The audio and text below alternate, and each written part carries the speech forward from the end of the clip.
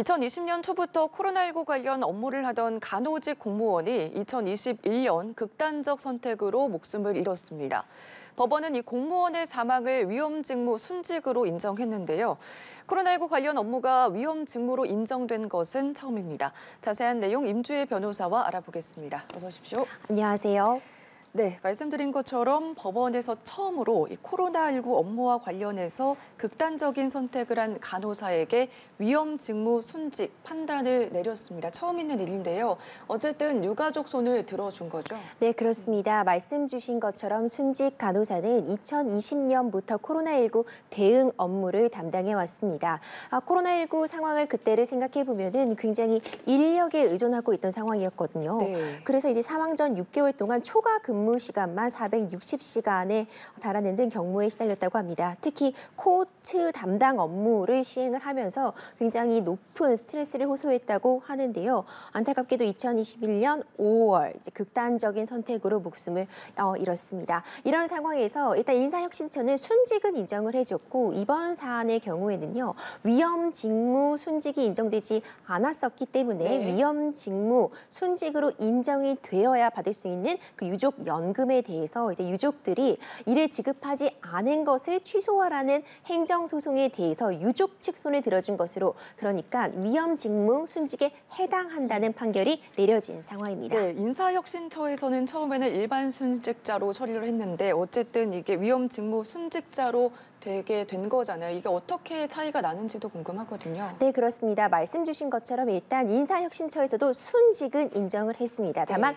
위험 직무 순직은 아니다라는 입장을 밝혔던 건데요. 먼저 위험 직무 순직이 어떤 것인지 좀 살펴보면요. 공무원법상 공무원이 생명, 신체의 고도의 위험을 무릅쓰고 직무를 수행을 하다가 재해를 입어 사망한 경우에 위험 직무 순직이 인정이 되게 됩니다. 네. 이 코로나19 대응 업무의 경우에도 위험 직무에 해당할 수 있겠죠. 하지만 이제 인사혁신처와 유족들 간의 입장 차이를 보였던 부분은요. 감염병 예방 활동을 하다가 감염병에 걸려서 사망에 이른 것이 아니라 어떤 극도의 정신적인 스트레스에 의해서 스스로 목숨을 끊었던 사안이기 때문에 이는 위험 직무 순직에 해당하지 않는다고 보았던 것이지요. 하지만 이제 법원에서는 이런 극도의 정신적인 스트레스 역시도 이제 위험 직무를 수행하다가 이로 인한 사망과의 연결 관계를 찾을 수 있다고 보아서 위험 직무 순직을 인정한 것이고요.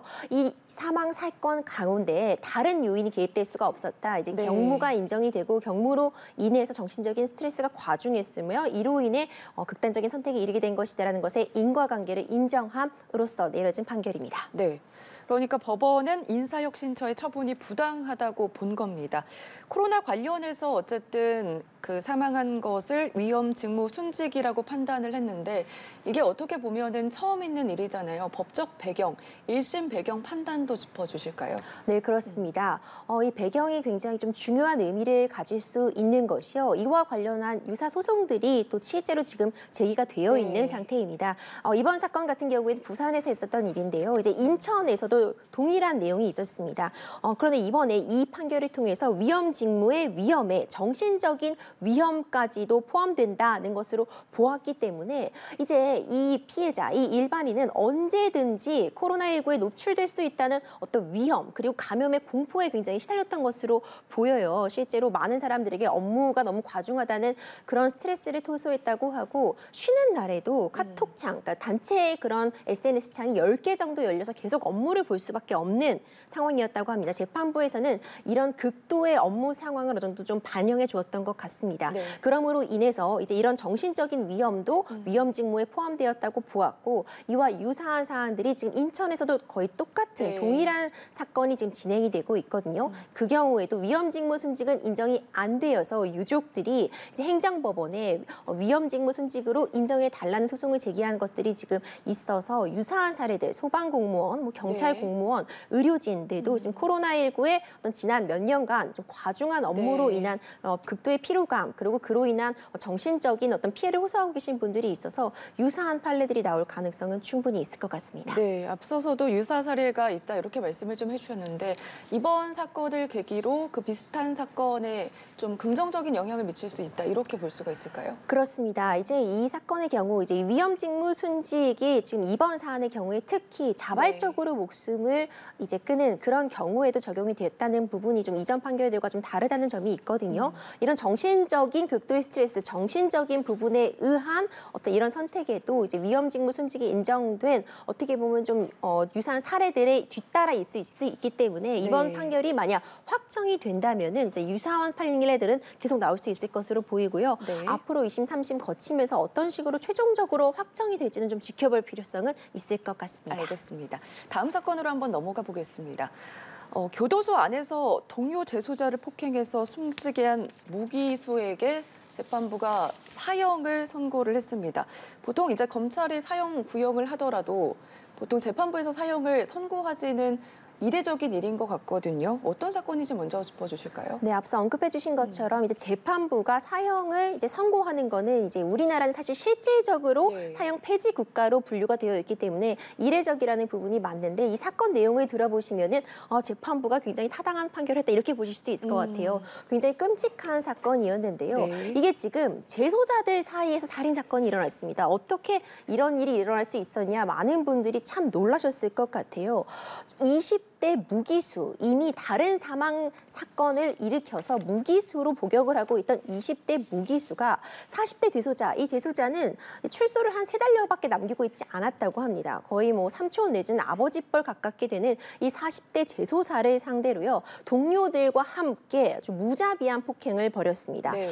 지금 뭐 다발성 골절, 뭐 여러 가지 복부의 멍 등 지금 온몸에 멍을 입어서 실제로 다발성 골절에 의해 사망까지 이뤘는데 기절을 해도 때리기도 하고요. 빨래 집게로 특정 신체 부위를 비틀거나 아니면 개그맨 흉내를 내보라고 하는 등 아주 굉장히 정신적으로도 신체적으로도 가학행위를 일삼았다고 합니다. 그래서 결국 뜨거운 물을 뭐 머리에 붓기도 하고 피해자가 기절해도 가혹행위를 계속하는 등 결국 정말 폭행으로 사망에 이르게 한 사건이거든요. 네. 그러니까 죄질이 정말 나쁘다고 볼 수밖에 없죠. 그래서 이렇게 동료 재소자를 사망하게 한 사건에 대해서 지금 1심에서는 무기징역이 나왔습니다. 이미 무기수였어요. 네. 무기수로 복역을 하고 있던 이 재소자에게 다시 새로운 범행에 대해서 여전히 무기징역을 내렸다가 이번 2심에서 사형, 원심을 파기하고 사형이 선고된 그런 사안입니다.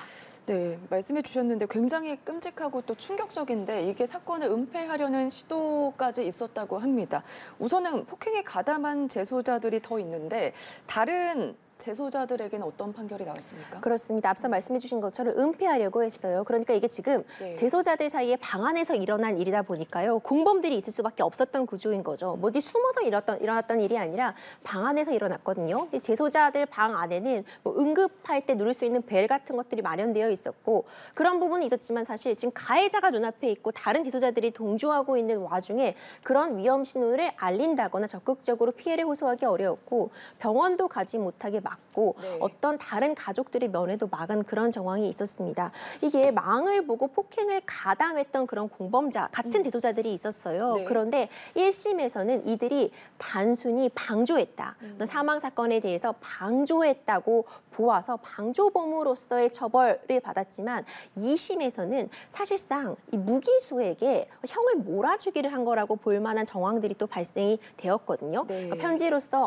어차피 내가 무기수니까 나는 어차피 무기징역이니까 나에게 몰아주자 이런 식의 어떤 말을 맞춘 정황들이 확인이 돼서 이는 지금 방조범, 망을 본 것에 지나는 것이 아니라 완전히 공범을 한 거다. 살인을 공모한 거라고 봐서 이 폭행 주동자뿐만 아니라 이제 가담자에게도 1심 형량의 뭐 두세 배에 해당하는 징역 12년, 징역 14년이 각각 선고가 되었습니다. 네, 이미 무기수였고 재판부가 사형을 선고를 했는데도 불구하고 지금 가해자들은 피해자가 사망을 했는데도 그 이유에 대해서 대해서 물어보니까 재미삼아 때렸다 이렇게 얘기를 하더라고요. 그렇습니다. 사실 이 교화의 어떤 여지가 전혀 없다고 볼 수밖에 없는 점이요. 원한 관계가 없었습니다. 어떤 원한 관계가 있어서 살인을 한 것도 아니고 단순히 뭐 재미였다 내지는 법정 놀이였다 이런 얘기를 하고 있다고 해요. 뭐 네. 재판장 내지는 뭐 이제 집행관의 역할을 맡아서 누가 뭐 때리라고 지시를 하고 그에 따라서 폭행을 실행하고 이렇게 뭐 놀이식으로 진행을 했던 것에 불과하다 이런 얘기를 하고 있어서 굉장히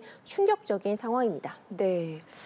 앞서도 말씀을 좀 해주셨는데 사실상 사형 폐지국 아닙니까? 근데 사형 선고가 내려졌고 앞으로는 어떻게 흘러갈 거다 이렇게 예상을 해볼 수가 있을까요? 네, 맞습니다. 제가 앞서 말씀드린 것처럼 우리나라는 이제 1997년 12월 30일 이후로는 사형이 실제로 그러니까 집행이 된 적은 네. 없습니다. 그렇기 때문에 실질적으로 사형 폐지 국가라고 지금 알려져 있고 실제로 사형 폐지 국가라고 볼 수가 있는데요. 그렇다면 사형 선고된 것이 무슨 의미가 있느냐? 무기징역과 무엇이 다르냐 보면 무기징역은 어떤 징역의 상한이 정해져 있지 않을 뿐이지 어쨌든 뭐 어떤 방식으로든 뭐 나올 수 있는 상황이거든요. 뭐 수영 네. 성적이 좋다거나 일정 기간을 채운 후에는 나올 여지가 있는 건데 일반적으로 일단 사형수로 선고를 받게 되면은 영구히 감옥에 격리된다는 효과는 분명히 있을 것 같고요. 네. 대법원에 만약 이번 사형 선고가 확정이 되면 2016년 사형 확정 판결을 받은 이제 GOP 총기 난사 사건 이후로 최초의 사형 선고 판결이 될 것 같습니다. 네, 아직 상고를 하지 않은 것으로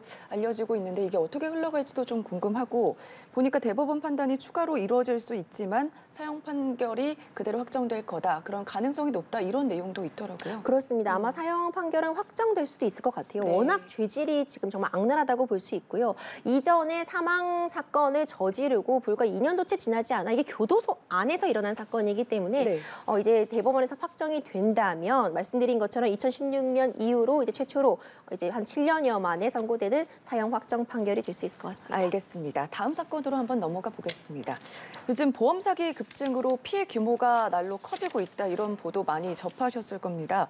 10년간 교통사고만 39건을 일으키고 보험금을 타는 일당이 붙잡혔거든요. 근데 보니까 사망자도 나왔었어요. 어떤 사건입니까? 네, 굉장히 이 사건도 충격적인데요. 네. 이렇게 10년간 39건의 교통사고를 내고 보험금을 타냈는데 이제서야 적발됐다는 것이 참 충격적인 것 그러니까요. 같습니다. 이게 어떻게 적발되게 된 것이냐면요. 2020년 이제 전북 군산시에서 76세 이제 고령의 피해자를 차량으로 들이받아서 사망 사고를 내게 됩니다.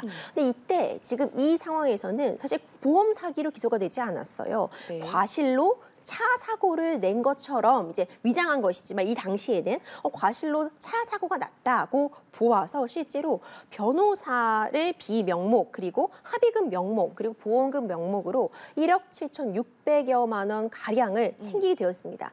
하지만 이제 검찰에서 이 블랙박스를 좀 살펴보니까요.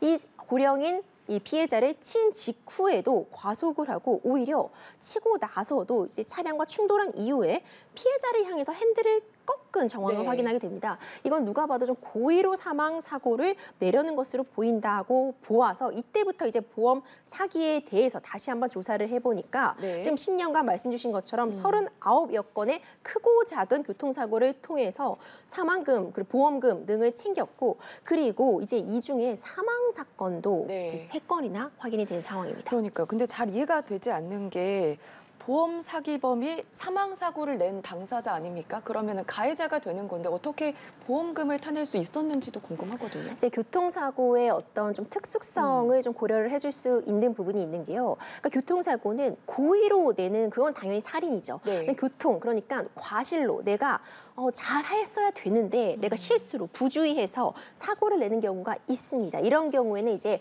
보험에 있어서도 적용을 받게 되게 되거든요. 그렇기 때문에 고의로 사고를 냈지만 정말 정상적인 주행을 하는 과정에서 과실로 차량 사고가 발생한 것처럼 네. 꾸며서 이제 보험금을 지급받았던 것이죠. 그리고 이들이 되게 치밀하게 이 받은 보험금의 일부는 또 이제 합의금으로 지급을 하기도 하고요. 네. 특히 이번 사건 같이 사실상 고령인 피해자를 대상으로 하는 경우에 이제 기대 수명 같은 것이 얼마 남지 않았기 때문에 좀 합의가 쉽게 이루어질 수 있다는 점도 아주 지능적으로 교묘하게 악용을 했던 측면도 있을 것 같습니다.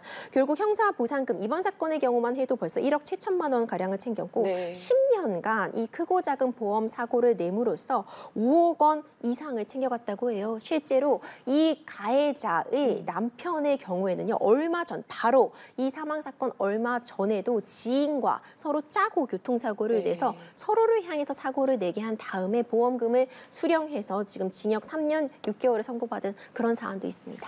네, 어쨌든 말씀해 주신 것처럼 교묘한 보험 사기 범죄인데 이를 통해서 이들이 받아간 보험금 앞서도 말씀을 해주셨지만 5억 3천만 원에 그렇습니다. 달했고 가입한 보험도 85개였다고 하거든요.